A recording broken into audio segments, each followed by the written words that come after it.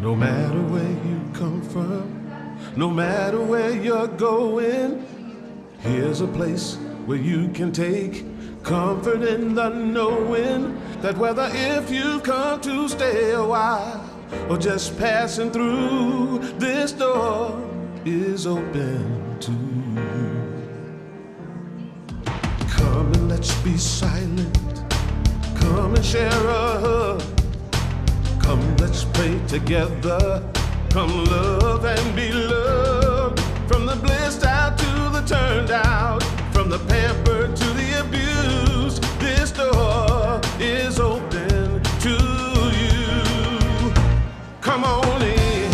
Come on in. Come on in. Come on in. The God in us recognizes the God in you. The God in you. Whether you're black or white, gay or straight, Christian, Buddhist or Jew, this door is open to you.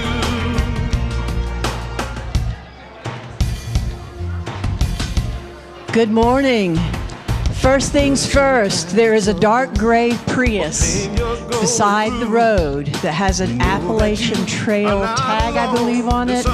It is coming on and off. So if it is your car, you might want to go get it and make sure it's off. Gray Prius. Gray Prius with a mind of its own, getting ready to leave without you. So, all right. Welcome this morning. Thank you all for being here. My name is Darlene Strickland, and it's my joy to welcome each and every one of you this beautiful morning. I actually saw snowflakes this morning. Did any of you? Yeah, me too. And then they melted. So here we are. We always like to begin our time together in prayer. So we invite you to take this opportunity to just pause a moment. We give thanks for this day, a day of simple snowflakes, of sunshine, of mystical cars, of the realization that there are so many things in this world that we may never understand. But we can always ask ourselves, where am I standing? What am I standing on? What do I believe I'm such a part of? I can never be disconnected. Where are the roots of my being sourced?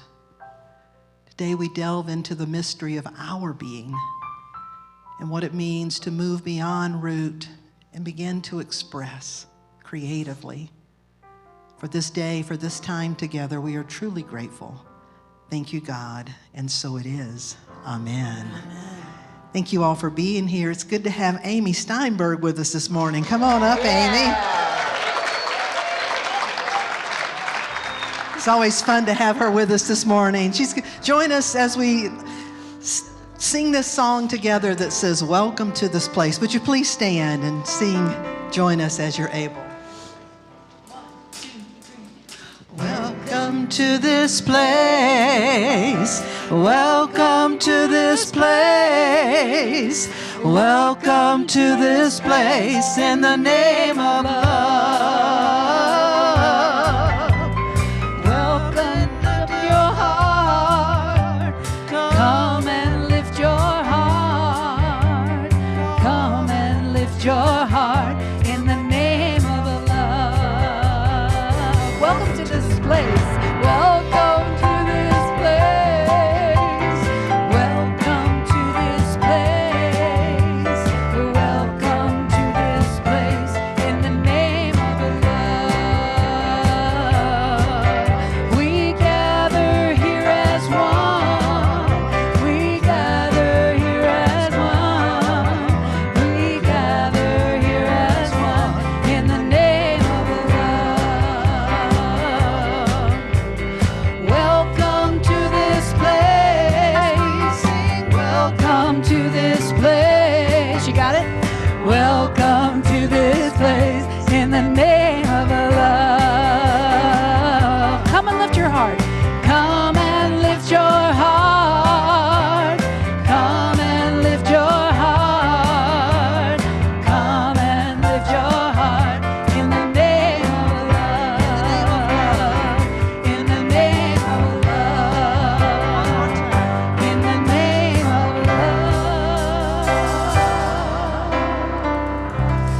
So in the name of love this morning, turn and welcome those around you with a warm greeting this morning as we welcome those of you that are joining us virtually this morning. We want to thank you, welcome you. Your presence makes a big difference, and we appreciate you and your being a presence of light in this world. Thank you. Just sit beside him if you don't mind.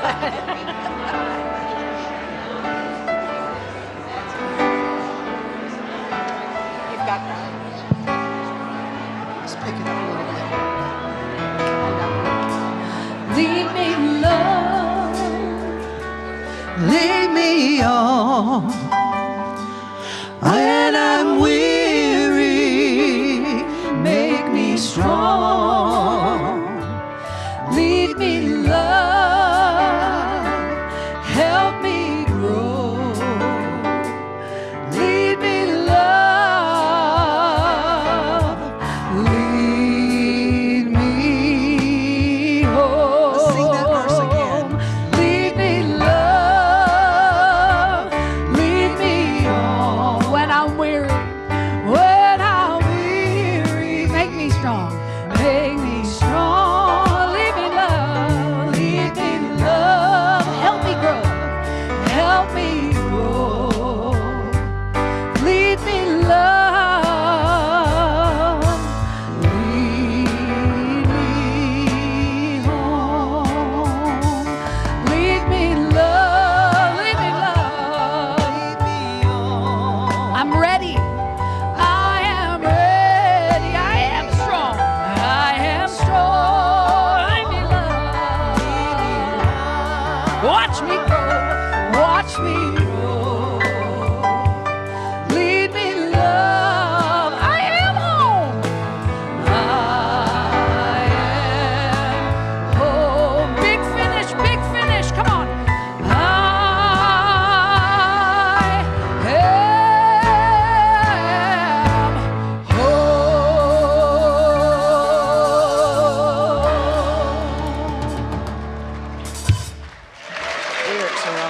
Lead me, love. Thank you so much. You may be seated.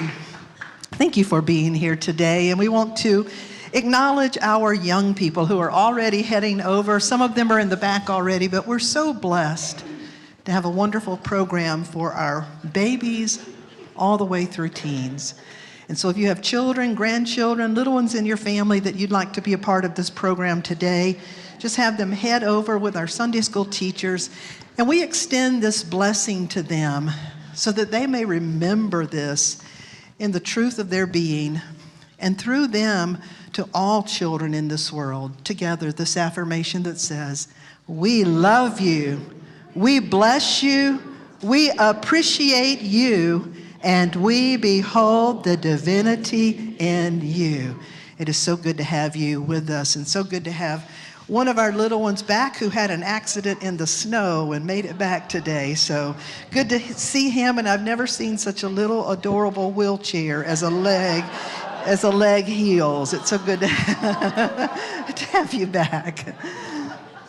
We want to welcome each and every one of you too, whether this is your first time, perhaps it's your first time joining us virtually, or you may know that this is part of your spiritual practice, a community that helps nourish your belonging. And so we take this time to extend that welcome to each and every one that says, we love you, we bless you, we appreciate you, and we behold the divinity in you.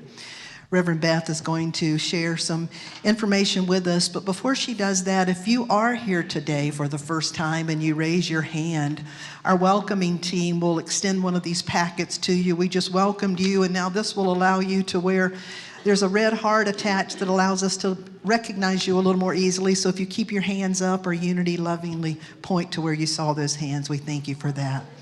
If you've not yet turned your cell phone off, this is a good time in the service to turn that off. So thank you. Welcome, Beth. Thank you. Good morning, everyone. So good to see you all. We have a request from the Habitat team. Please do not park on the grass. There are little baby seedlings and all kinds of beautiful things coming up there. Please do not park on the grass. We ask lovingly, and thank you in advance. Today, following the service, we have our prayer vigil in the community room. Immediately following the service, please join us with all of the chaplains, and it will be a lovely time. Oh, and who I call the Bette Midler of New Thought, Amy Steinberg.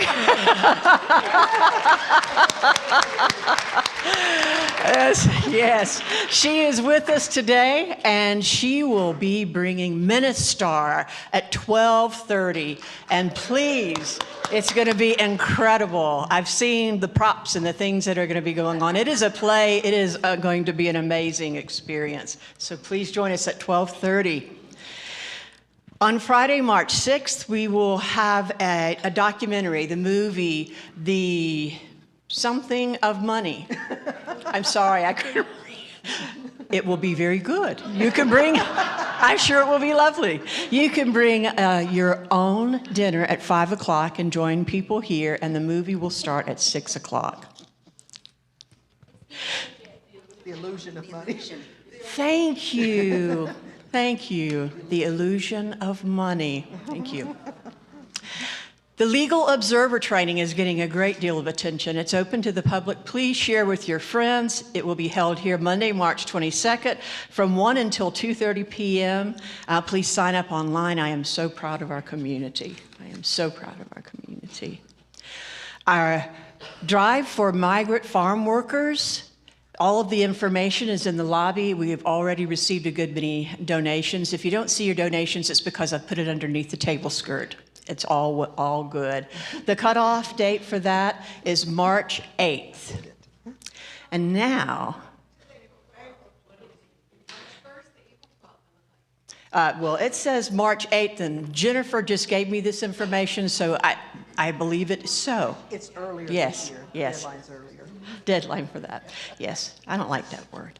Linda Jones is now going to come up, our Sacred Service Director. I love you. Here you go. Thank you. Good morning. Yes, I am Linda Jones, your Sacred Service Volunteer Program Director. And if the leaders will please come forward. This morning, as you can probably guess, we are honoring the Adopt a Highway team. Yes.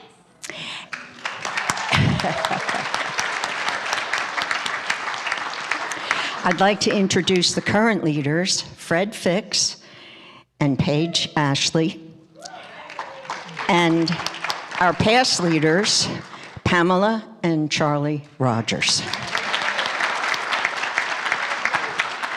And I would ask anyone who has ever served on this team to please stand and remain standing. Yes. All right.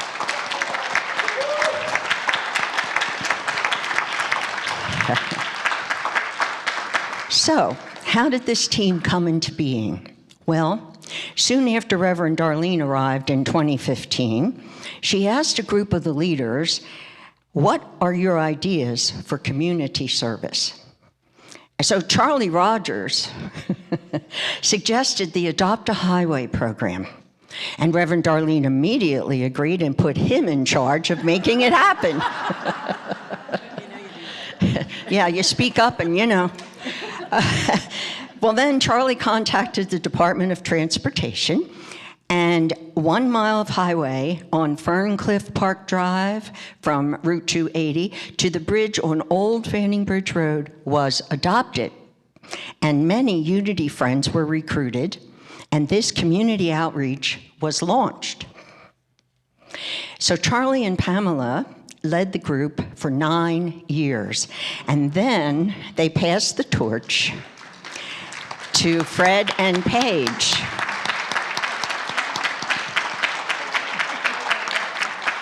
And later on, the Unity Board of Directors called the group to become officially a Unity team.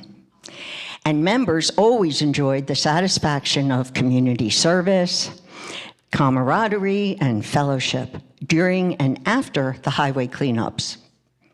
Well, recently the team got together and they took into consideration that they had certainly fulfilled their original 3-year commitment to the county, and also realizing that the physical work was becoming more difficult. They petitioned the board to retire the team, and it is now official, they are closing out. Well, they notified the Department of Transportation, who awarded them a plaque honoring their 10 years of service. And they're presenting now this plaque to Reverend Darlene and our Unity community. That belongs to all of you who did this. Thank Yes. you. So we wish to thank you all for your desire to care for our environment and for representing our church community. And we'd like to offer you this blessing. We love you. We bless you. We appreciate you. And we behold the divinity in you. Thank you. Thank you. You may be seated. And now let us prepare for our inspirational reading.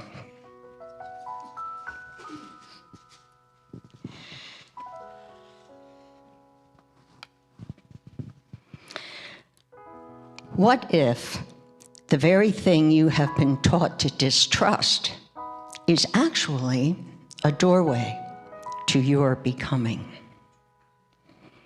Desire and longing are not your enemy. They are sacred invitations. The ache that you feel to be loved, to be seen, to create, and to matter is not a weakness. That is the presence of life moving through you. That is spirit pressing outward and seeking expression. As Unity teacher Dr. H. Emily Cady wrote, true desire is God in you, pushing you into manifestation. But if longing is untethered from true belonging, then it becomes restless and ruthless. It grasps, it consumes, it tries to satisfy at any cost. And we can all recognize that.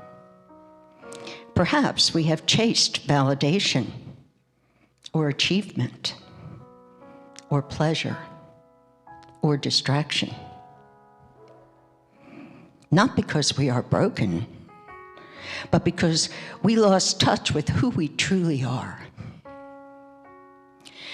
When the root of your belonging is consciously grounded in the one life, the great I am, then longing changes. It no longer whispers, complete me, complete me. No, it begins to say, express through me. It no longer says, I need to be satisfied. It says, I am the expression of what I seek. I am the channel which pure being is expressed through, right here and right now. And that is the doorway. That is how spirit, the one life, becomes embodied in you, and through you, and as you.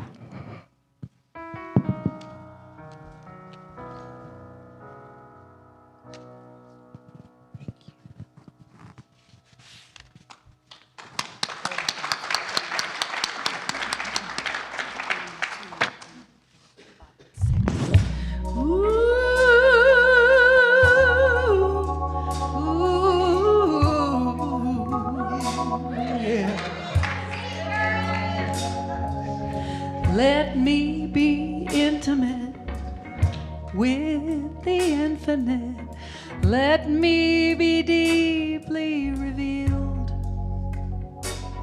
I want to be one with the knowing, ever present, ever growing. Let me remember what's real.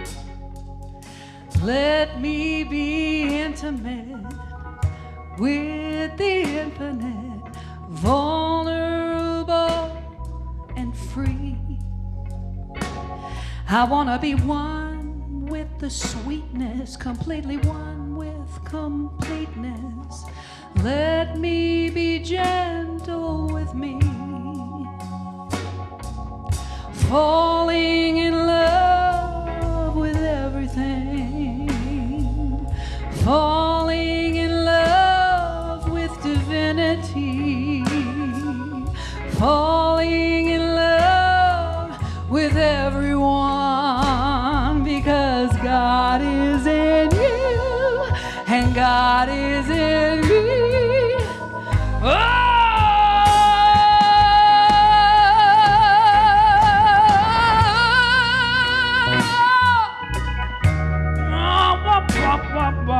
That's for Cat.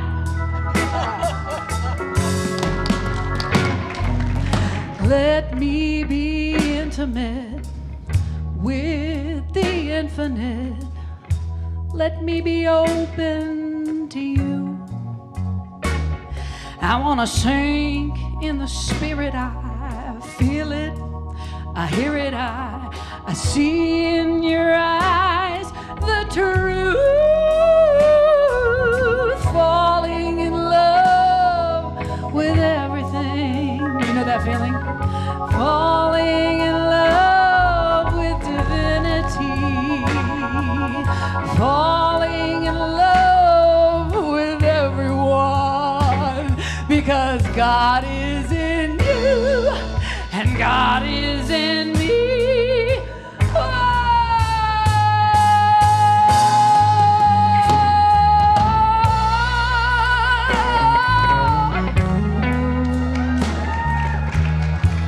Come on, Dave.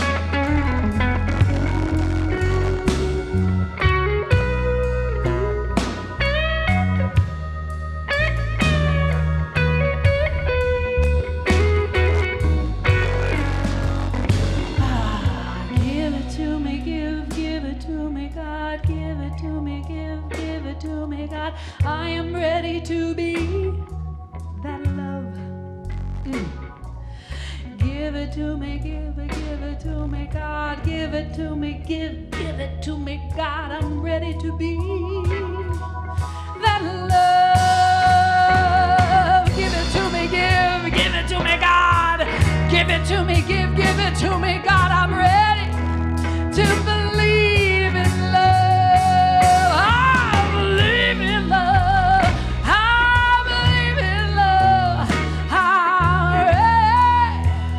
I'm ready to be that love.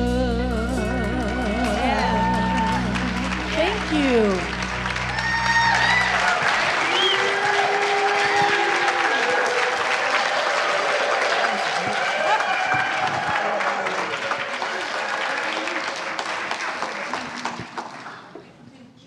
Wow, Amy Steinberg, the Bette Midler of New Thought. That kind of fits. And this amazing band, would you show them your love? They'll be back. They will be back soon. Thank you so much. Wow. Today is the second week of a 7-week series that is 7 gateways of self-expression, 7 gateways of being. And so the question always is, who are you being? What self are you expressing?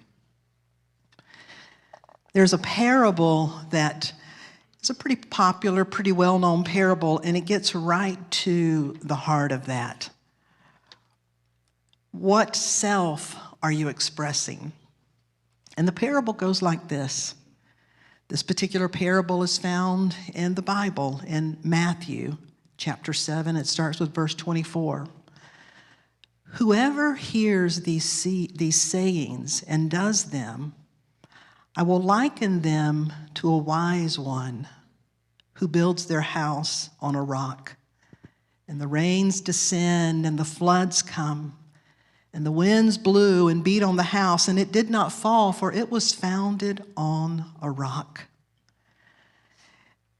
But one came who was a foolish one and built their house on the sand.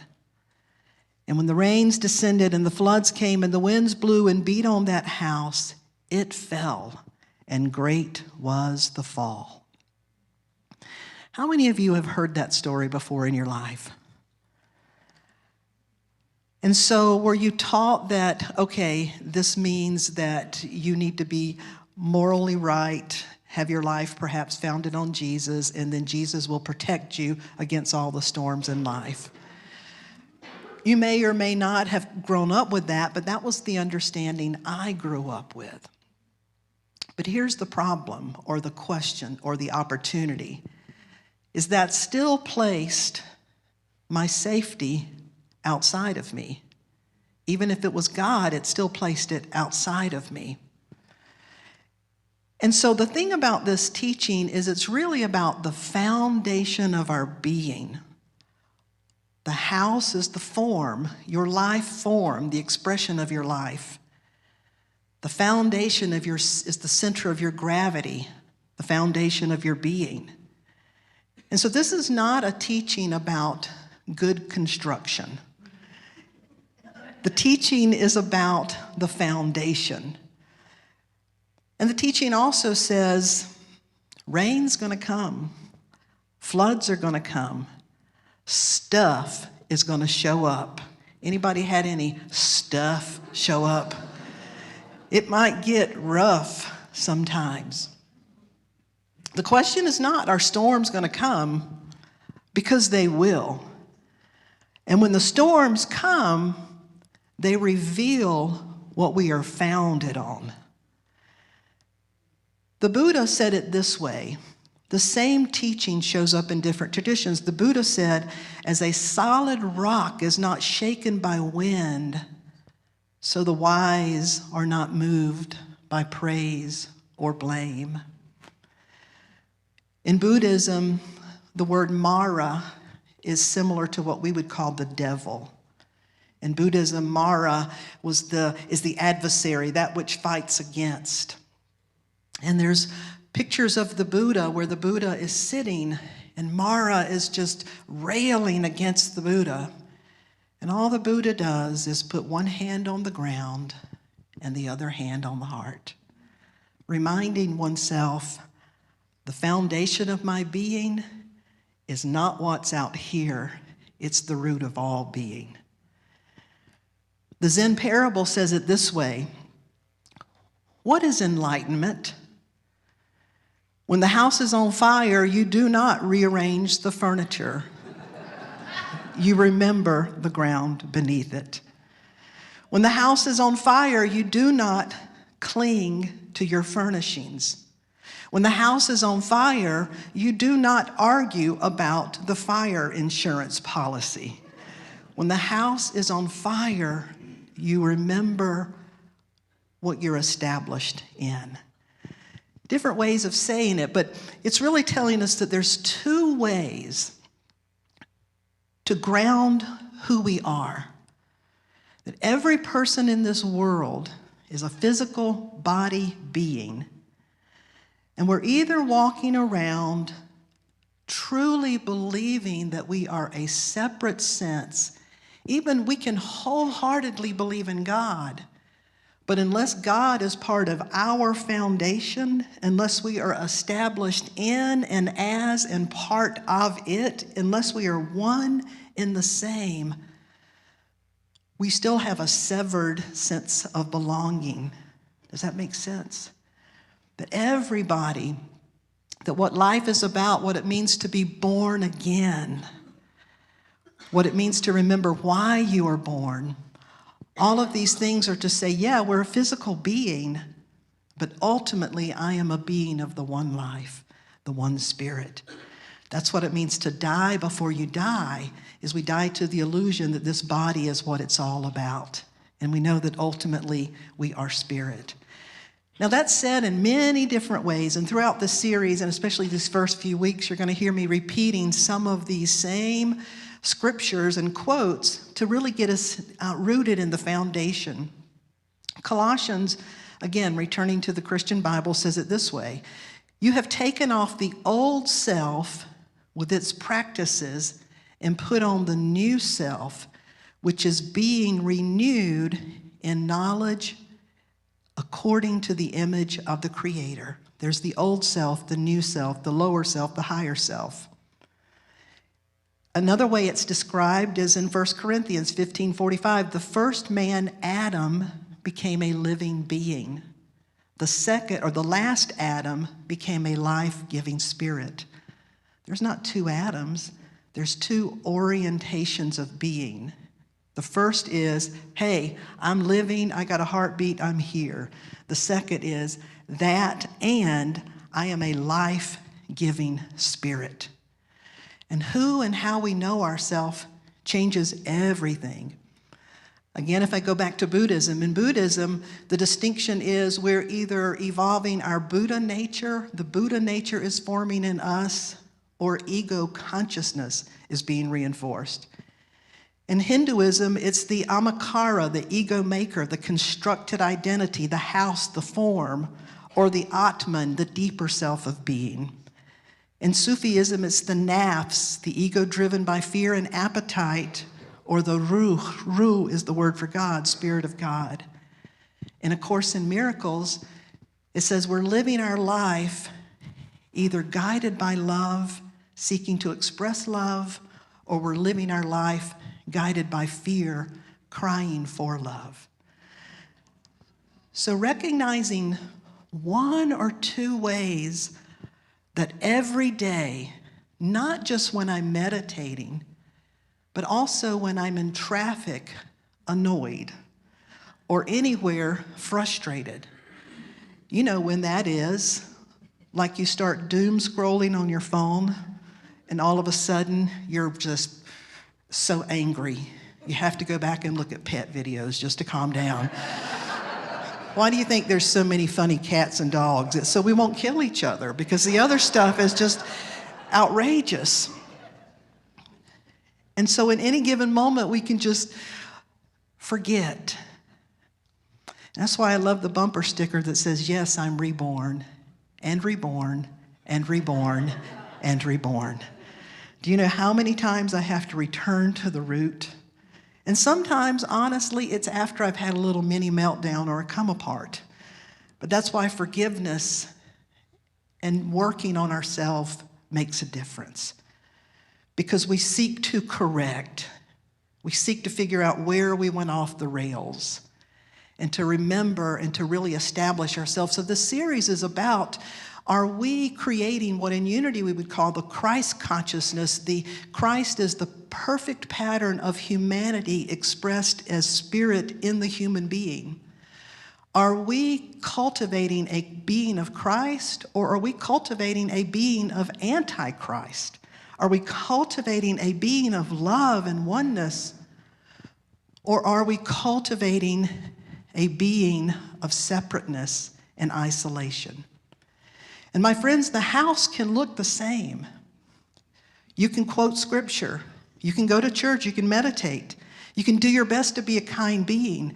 But if your roots, if the roots of our being are still rooted in fear and separation, then anxiety and angst and jealousy and anger and harshness and hurt are going to be rumbling around in the house. There's a lot of discord rather than harmony in the being. And when we look at our world, I thought about this week, if my grandmother could come back, I would love to sit her down on the phone and say, look at this, Grandma. We argue with people on the phone. We argue with strangers. And look at this little dog talking. Look at this cat doing that dance that they're all doing right now. And if I would show her the newspaper and what's happening in the world, she would say, this can't be the same country I used to live in. This can't be. This just cannot be. The state of our world right now is, my friends, because the wind is blowing and the house is shaking, and it's asking us, what are we founded on? And it's not meant to blame. It's simply meant to say, hey, I'm revealing some stuff here that's pretty ugly. It's not working really well. And so this is a time to go back to the root, to do it individually. And as we individually can remember who we are and can be established within that, then it begins to impact our relationship, our home, the circles of our being and our belonging.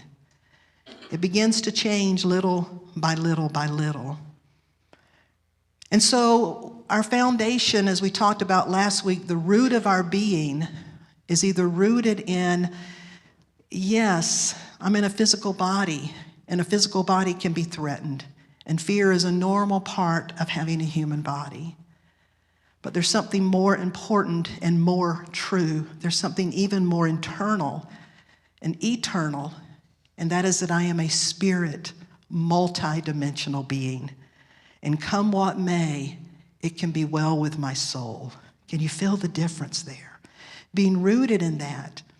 And so depending on how we're rooted, one rooted in the individual fear enters the room and begins to scan that room for threat. The other enters the room with heart-opened presence. You can feel the difference. One is closed, one is giving. One compares, competes, performs, protects. The other connects, belongs, responds, participate. One lives tight in the jaw, tight in the chest, tight in the story of who I am. The other one is open to learning, to laughing, to admitting your mistakes, to being willing to say, wow, I really messed up. I am so sorry. I do want to do better. And so from the root, think of a plant. From the root, life begins to express.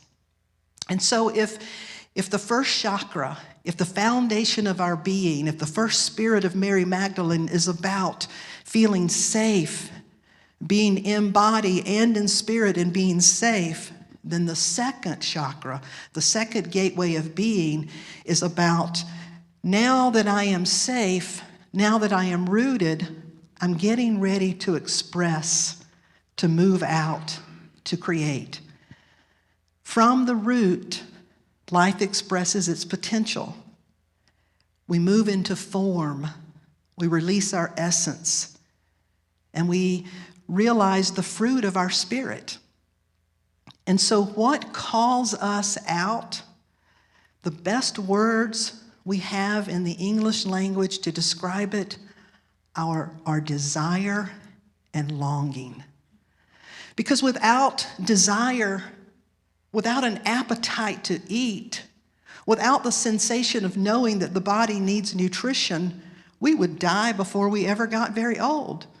I don't know about you, but I have never forgotten to eat. I hear people say, I forgot to eat. I'm like, really? I never forget to eat. It's a normal part of our being.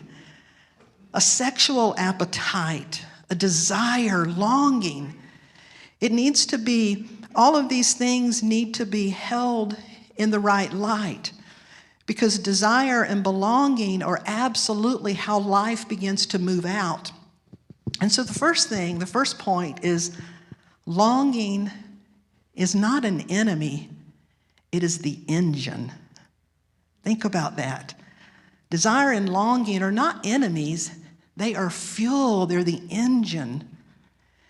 Now, religion will often distort desire by saying it's dangerous, suppress it. As a matter of fact, that's why a lot of religion will forbid someone to be married or will forbid certain things, because desire is seen as being part of the temptation, part of the devil, part of the flesh, as if the flesh is something wrong with you. Your flesh is the temple of the living Spirit. And so, am I saying that any and every desire is okay? I'm saying that any and every desire is telling you something. How you respond to it is where it takes the direction of being constructive or destructive. Amen? That longing and desire are not the enemy, they're the engine. So religion quite often will say it's dangerous, suppress it. But what does television and advertising do? Indulge it. Give it an allowance. Give it some money. Spend, spend, spend. If one says one's dangerous, the other says no, just keep spending. But it's natural energy. And depending on our roots, it will begin to shape our desires.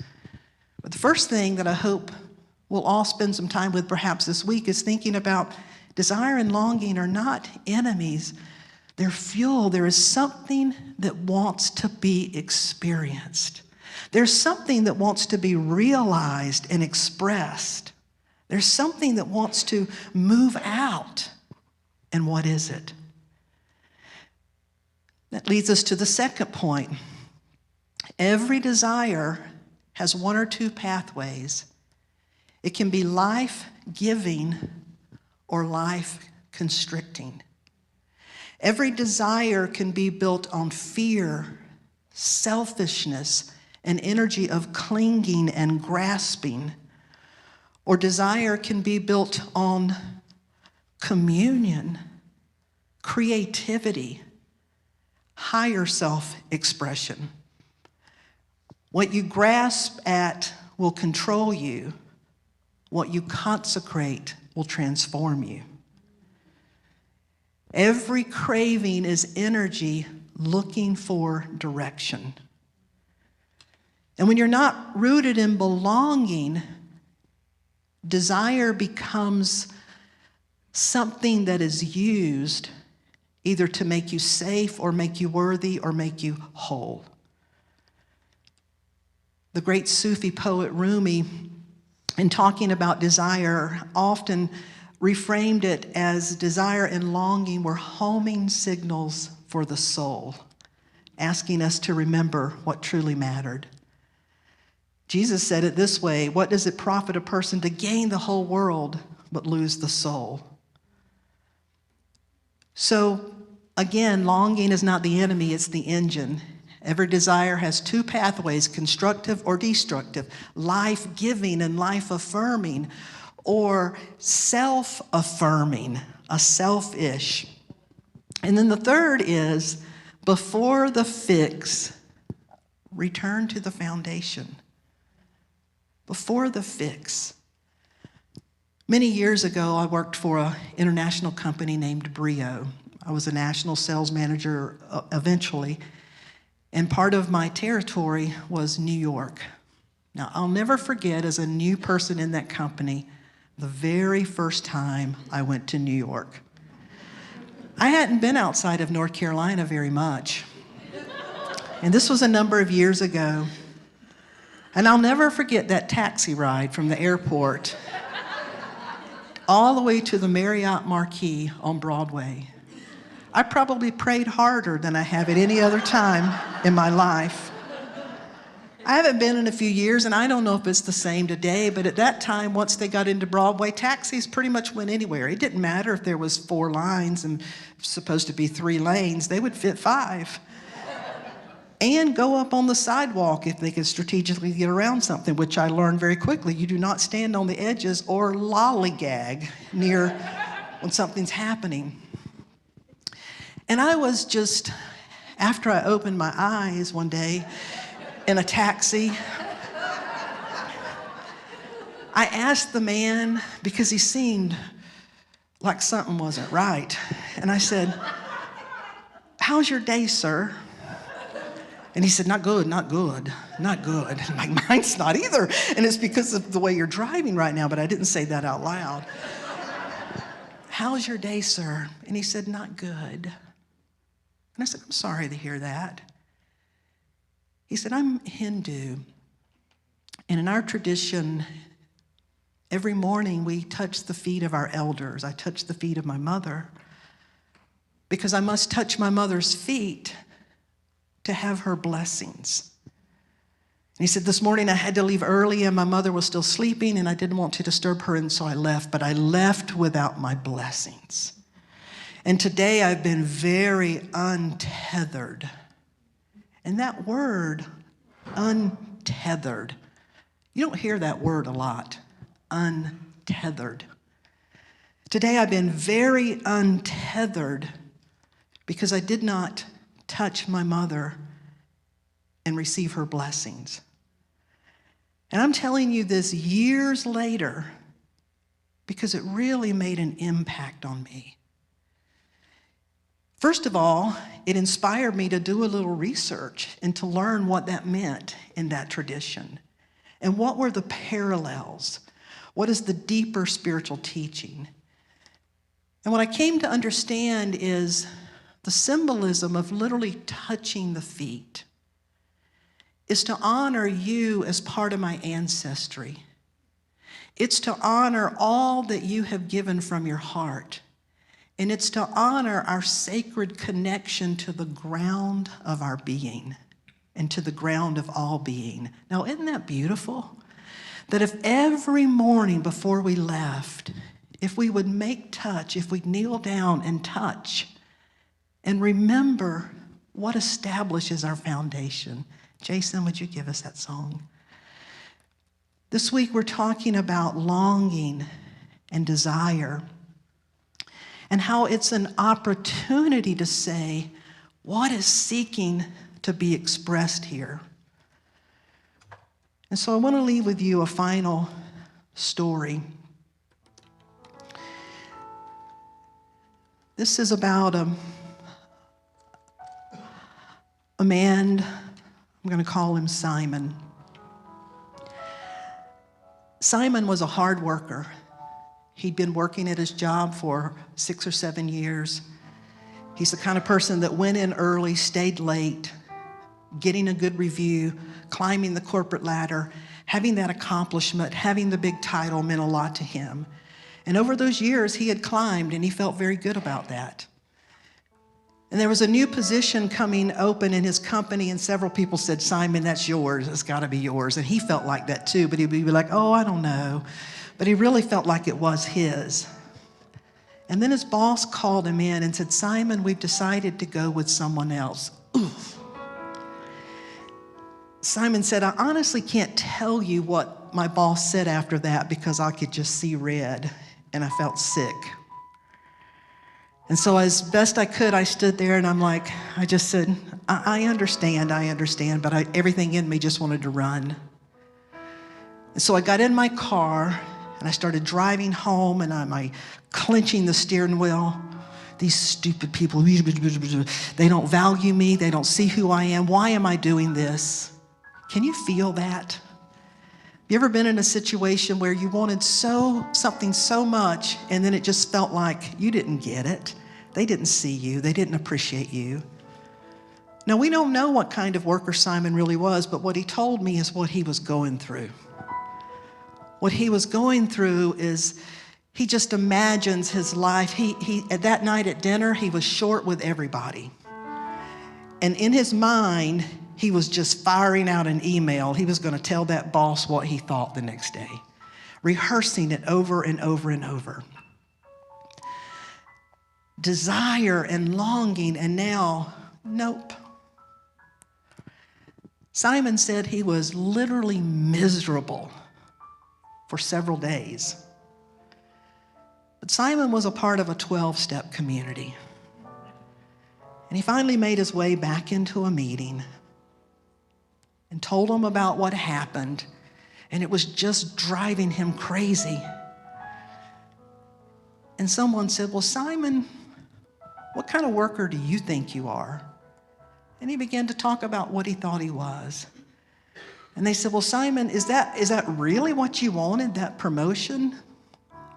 What do you really want? And he said when he left, it made him start thinking, what do I really want? And why am I so bent out of shape about this? And early one morning, out jogging by himself, he said he began to remember that he had always cared about people who cared. He had always believed that we're all better off when we do things in a fair and a kind way. He had always believed that leadership was more than managing tasks. And he realized that he had gotten caught up on this hamster wheel, so to speak, and he himself was off track. And so that day while he was running, he got in touch again with what he loved. And he began to feel the fire and the passion, the desire in him that wanted to express. He had something to give. He wanted to create.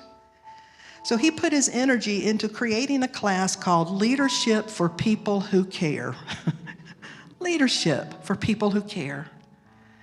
He found out he could teach it at the library, and so he did, and 6 people showed up. But those 6 people had a transformative experience. And you know what begins to happen? Those 6 tell more and tell more and tell more. Today, Simon has his own company where he grooms young millennials, young people, to be leaders who care. And so I share his story with you because so often if we fight against the longings and the desires, we miss the whole point. But there's always something greater that wants to express. So again, longing is not the enemy, it's the engine. Every desire, every longing has 1 or 2 pathways, constructive and greater expression, or destructive, more self-constricting. And before the fix, find your foundation. Let's anchor this in prayer in this time of meditation. So gentle Spirit, flow in me. Gentle Spirit, grow in me. Gentle Spirit, show in me. Gentle Spirit, know in me. So with our eyes closed, we recognize that we live and move, and our very being is established within the One. It's not enough to believe on God or in God. We're called to have our being established as one within God. And then all that we do is an expression of the one life. And our entire being is resourced from greater being. And every desire can be understood as energy, as spirit coming to life in and through as us, seeking expression that will further reveal and magnify the presence of love. And when we find ourselves going sideways, it's just a matter of to take a breath. What is really seeking to be met here? What is the need?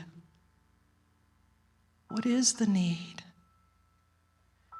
And what state of being is asking to be realized through I am, that I am me right here, right now? What state of being is seeking to be realized as an expression, a manifestation of that desire? So gentle Spirit, flow in me. Gentle Spirit, grow in me. Gentle Spirit, show in me. Gentle Spirit, know in me.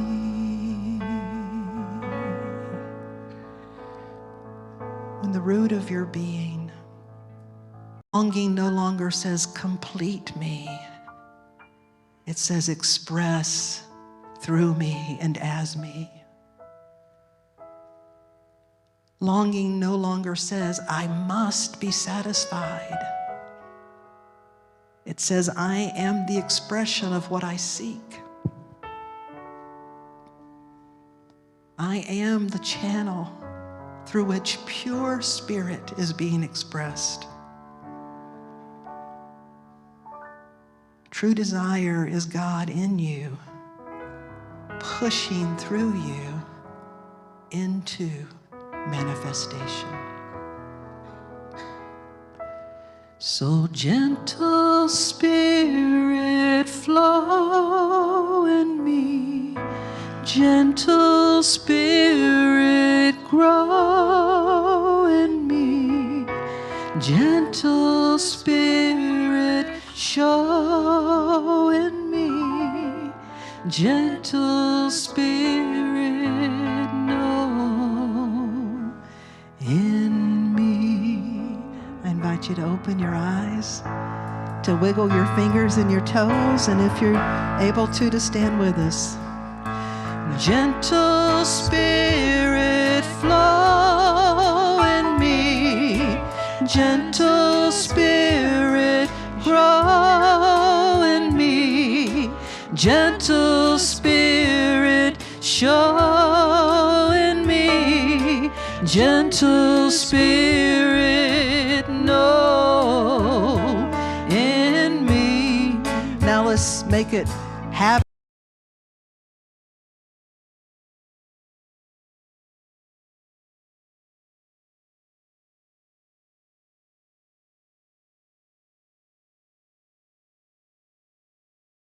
Shows in me, gentle spirit knows in me. Sing it one more time, you got it. Gentle spirit flow in me, gentle spirit grow in me, gentle spirit show in me, gentle spirit know in me. I want to show you something, and we're going to sing it one more time. Sky St. John, who wrote this song, saw a vision of the cross flow in me, grow in me, know in me. And that to reframe that is the perfect, you see, the equal armed cross is the ancient cross. The horizontal and the vertical lines were the same size. And the true cross is the point where one is no longer a separate being, but is now an inlet and outlet of great being. So gentle spirit flow in me, gentle spirit grow in me, gentle spirit show in me, gentle spirit know in me.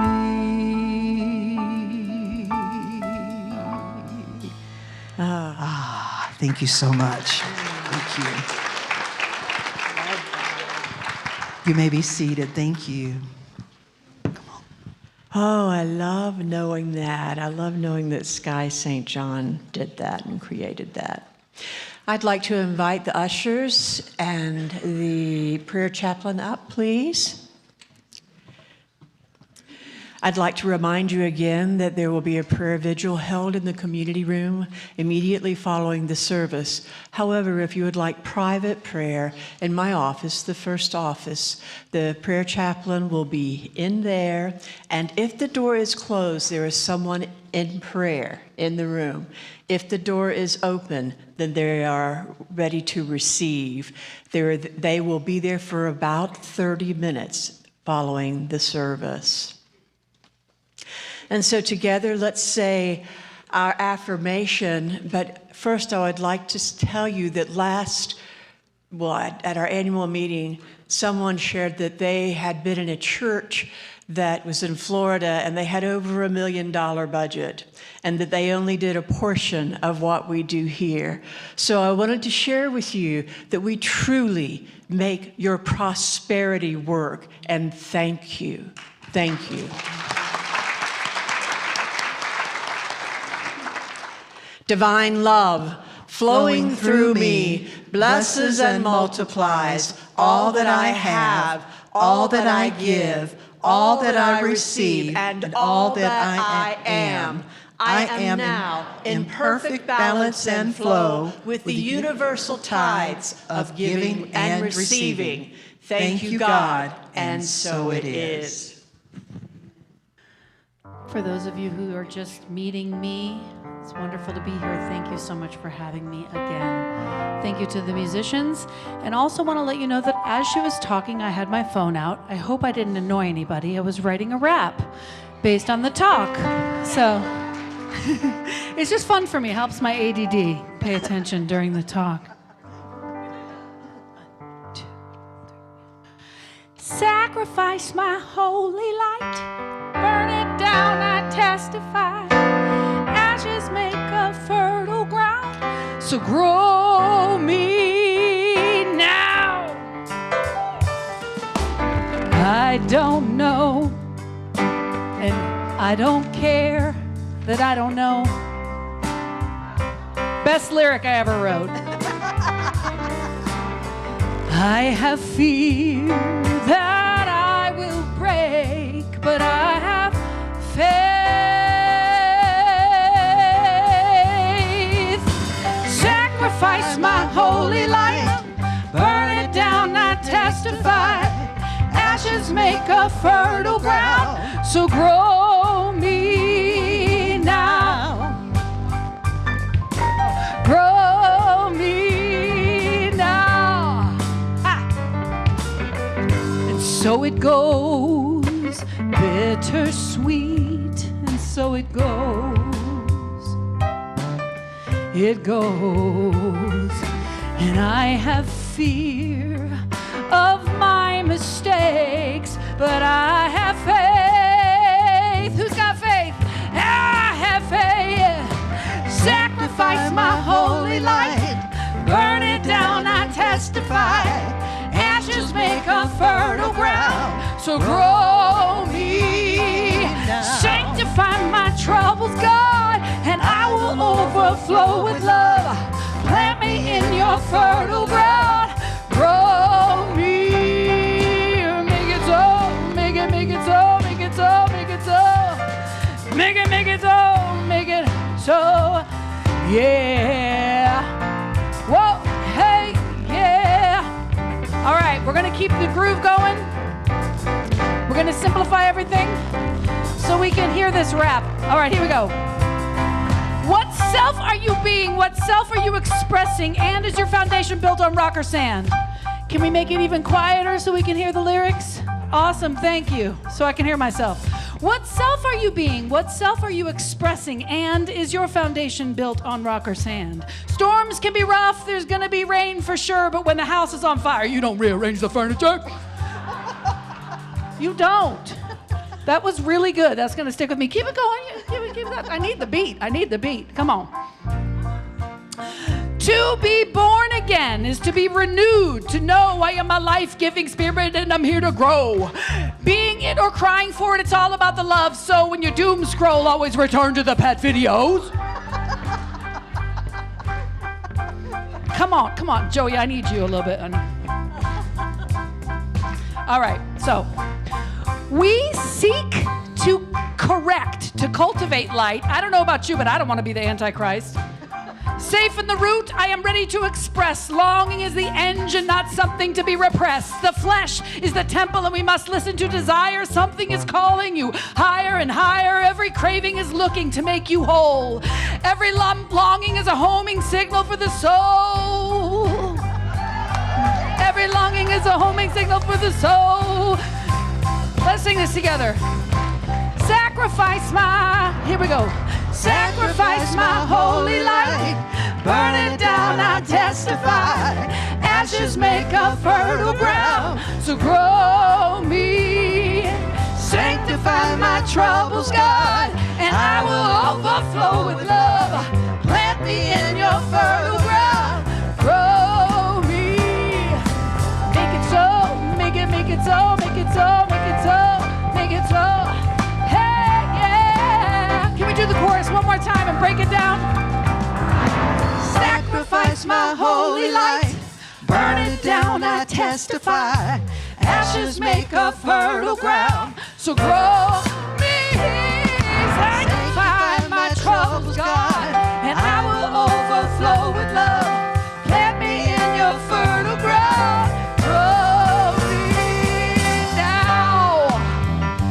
Grow me now. Yeah, give it up for your musicians, y'all.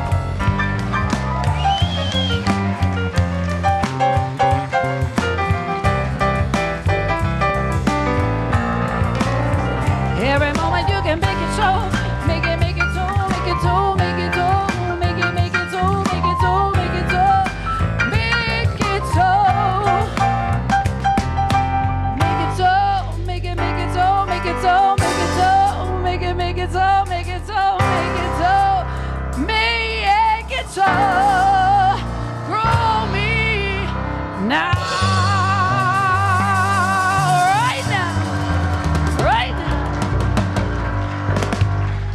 Amy Steinberg. Woo, Amy.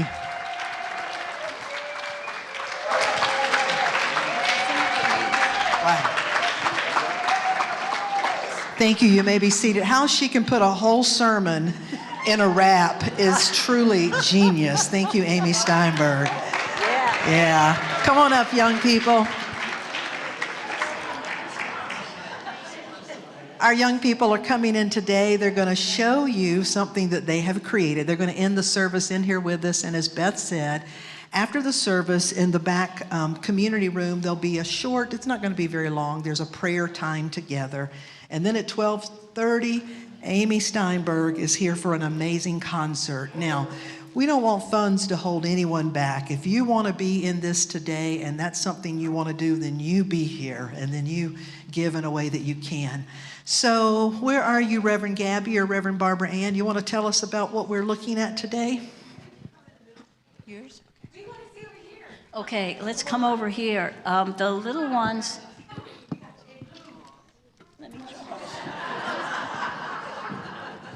Great driving, Barbara. All right, let's give a hand to Tristan, who actually did his poster. Come on over. Today we talked about unity principle number 1 that says God is all good and active in everything, everywhere. We read a great story about that, and then they made their posters showing the...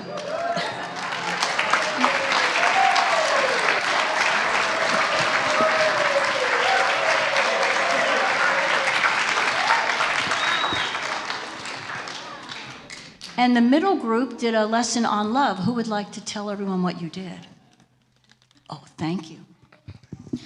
We learned that love is a light inside of us, and no matter what happens, it can't go away. It only can fade, and you don't know it's there, but it always is. Preach.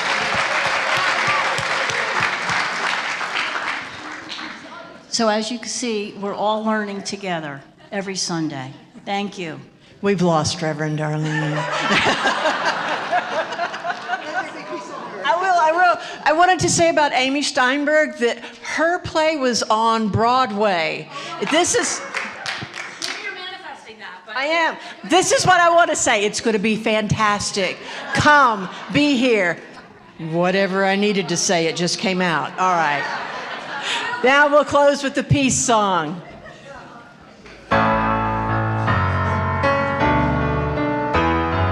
Let there be peace on earth